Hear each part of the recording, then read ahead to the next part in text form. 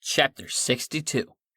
Deep in the midnight Latin forest in France, 1767, an antique cerulean grandfather clock materialized into existence from nothingness. Trailing behind it, the sound of mechanical angels, as a single heavy impact tremor let the passengers inside know that the IOTARDIS had completed its landing. The Time Lord emerged first, now much older. His eyes were a dark navy blue, his hair bright gray. Mr. Blue tapped the ground several times with his walking stick/umbrella, a device which strongly resembled a long, black exclamation point. D3 jumped off the grandfather clock and landed giddy, wildly staring about. Excited at the prospect of having traveled through time, she smelled the pétrir of the air, which gave her goosebumps. Sully walked out of Purge. The retired Commodore, noting the thick, dense, and dark old Gallic underbrush, concluding instinctively that they were definitely not in the future. Not by a long shot. The cranky noises of irritable owls and tree frogs and crickets of the night forest let the travelers know they were not welcome. Mr. Blue led them out of the darkened wood to an intensely beautiful, perfectly maintained estate of decadence, surrounded by well-trimmed lawns and fields, all bathed in the eerie white light of the full moon overhead. The chateau itself was a gigantic mansion of old-style architecture set in the middle between two more grand buildings, complete with a fantastically manicured courtyard to the west. "So, you say you've been here, old boy?" Sully asked. "Indeed." The Time Lord smoothed his dark, admiral-colored tie. "Chateau de Bellevue was for Madame de Pompadour in 1750. King Louis repurposed it in 1757 after the two grew apart. He had it redesigned, added those two wings you see on either side there." "That's not much of an answer, Mr. Blue. More like a lame history lesson." D3 chastised the elderly Time Lord. He smiled, reluctantly nodding. "I was here with Jade shortly after I'd regenerated. Somewhere around a month in the future, from this very moment, Purge will crash land in the main chateau there, a couple of centuries ago, from my perspective." D3 snapped her fingers. "I see. Time travel is very confusing," she concluded with no short amount of sarcasm. "And that's why you don't get to drive Purge." Sully grinned as he crossed his arms. D3 ignored him, trotting her way ahead. "Why did you park so far away?" "Stop for a moment, would you?" Mr. Blue insisted. "Palace guards, we have to come up with a plan for entry." "I'll just stop time." D3 placed her hands on her hips in a heroine pose. The elderly Time Lord pointed a finger at her. "Go ahead. You'll age an average of 3 years per minute while you squander your power, but if you think you know what's best, bloody well do it." D3 sighed. "That's what I thought. We're going to have to use our heads for this one, and as luck would have it, you look extremely similar to Lady J. Sylvia, the Northern Italian Duchess, Jade's ancestor, and yours." Sully lit a cigarette. "So, this was orchestrated then?"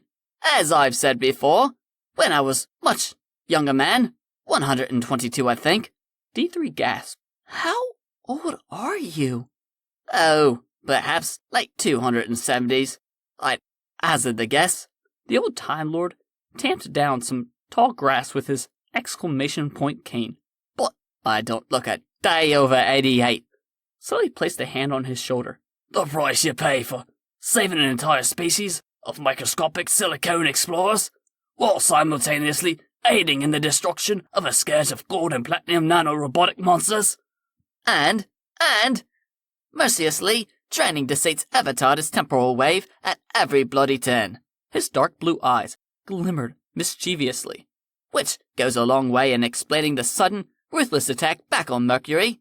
Sully blew out smoke as he nodded. "She's gone on the offensive, which can only mean that you've seriously thrown a spanner in the works of whatever the hell that maniac bitch had planned." The Time Lord began walking, then spun on a heel, pointing his exclamation point umbrella. "As planned. I have an earthen saber, which troubles me, that, and the inexplicable purple TARDIS, that wardrobe which was very nearly automatizing ruckus, was most definitely not Deceit's." D3 said, "I am so lost, dude." "You're new." Mr. Blue smiled. You'll get the hang of it. The Time Lord in the dark blue suit pushed through the midnight trees, trekking onward. D3 turned to the retired Commodore and opened her mouth to ask something, but Sully stopped her. No, dear, before you ask, it's not true. You'll never get the hang of this. He grinned. Sully and D3 followed the Time Lord from the edge of the dark forest out of the waist-length ocean of weeds that appeared stark and apparition-like in the moonlight, waving lightly in the breeze. The time-traveling trio made their way slowly in the night to the immense, expansive, and grandiose courtyard of the Chateau de Bellevue. Across a giant and well-kept landscape, up on a small hill, lay the chateau itself, glowing under the full moon, massive and elaborate and deathly quiet. You, or the Duchess, Lady Sylvia, you've arrived hurriedly due to unforeseen circumstances, Mr. Blue advised D3. Suddenly, the old Time Lord was striding up the hill at a pace which would impress even the most advanced power walkers. D3 was taken aback by the burst of energy, vitality, and movement from the elderly Mr. Blue. She looked over at Sully, who stubbed out his cigarette. He shook his head. Old blue bastard always had a bloody trick up his sleeve. He forced his aching hip up the incline, watching D3 sprint ahead. And why does absolutely everywhere we go have to have a damn long distance or run or... Would you just shut it? Mr. Blue demanded. Has to be an old thought that you drag around to make everyone else feel better about themselves. Stop your grumbling. I'm a full 2 centuries older than you are. I'm 69. D3 stamped her foot. Both of you drop it. Now, is that what I'm supposed to say to the guards? I look a shitload like this other chick, so I'm here under unforeseen circumstances? Mr. Blue rubbed his eyes. 7 L's. Sully caught up with the both of them. No, look. I'm going to mildly hypnotize the guards into believing briefly that we're here under the auspices of a secret gathering for the Marquis. Who's the Marquis? D3 asked. I'll deal with the Marquis later. I dealt with that whole situation when I was here before. D3 prompted him. A month from now, when you were 200 years younger. Mr. Blue looked at her briefly. Exactly. I know it all seems a trifle confusing now, yet things shall become clear. And if they don't, well, I'd promise I'll explain later. Sully grinned, whispered to the young lady. Lies. All lies.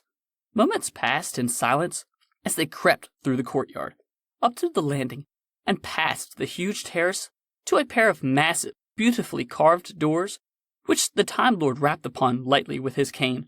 After several tries, a tired and wary palace guard opened one of the doors, demanding the purpose for their presence at this unholy hour, while Mr. Blue's eyes changed, becoming larger and deeper and darker. His voice became the only thing the palace guard could hear. The Time Lord instructed the guard that they were here due to emergency reasons. The Lady Sylvia, Duchess of Italy, feared for her life. Mr. Blue was her private physician, Sully her bodyguard, and they sought asylum. Hypnotized, the palace guard invited them in, gave them directions to their guest rooms, and promised to clear the situation with all the other guards and duty staff at the Chateau de Bellevue in the morning. Breakfast would be served in the banquet hall at 9 bells. D3 wondered how she could understand the conversation so clearly, as she never took French. She hated French, actually. But as Dawn Rothlanders III followed the old Time Lord in the blue suit and his best friend, the retired Commodore, up the staircase of a mansion in France, in the middle of the night, in the late 1700s, she suddenly forgot to ask why. Mr. Blue and Sully stopped at the entrance of her room, the Time Lord lightly gripping her shoulder. Try to find some clothing, as we're going to do our best to blend in. Also, get rested, I suppose, and we'll see you in the morning. Sully nodded to her, and the pair began to walk, leaving her at the doorway to her luxurious and lavish guest quarters. Now, wait a second. You two, hold on. What are we doing here again? And how the hell do I know French? The time-traveling friends continued walking down the hallway. See you in the morning, love. The retired Commodore called out behind him. The old Time Lord in the azure suit held up his exclamation point cane without a glance back. Buttered scones,